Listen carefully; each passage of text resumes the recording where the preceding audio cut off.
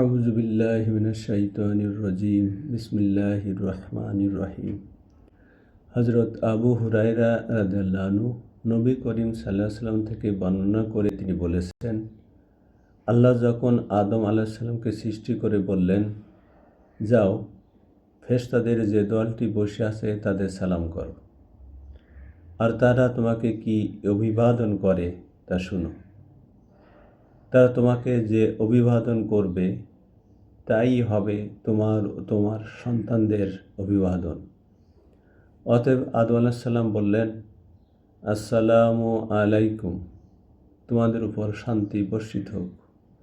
ফেরেশতাগণ উত্তরে বলল, আসসালামু আলাইকা ওয়া রাহমাতুল্লাহ, তোমার উপর শান্তি ও আল্লাহর রহমত বর্ষিত হোক। তারা রহমাতুল্লাহ বাক্যটি বৃদ্ধি করেছেন। বুখারী মুসলিম। সম্মানিত ভিউয়ার্স, আসসালামু আলাইকুম ওয়া রাহমাতুল্লাহি ওয়া বারাকাতুহু। আজ 12ই ফেব্রুয়ারি বৃহস্পতিবার 2026,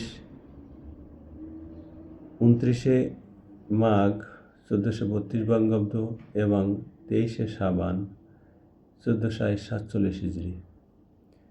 আমি আপনাদের সামনে রিয়াদুস সালিহিনের দ্বিতীয় খণ্ড থেকে 847 নম্বর হাদিসটি পাঠ করেছি।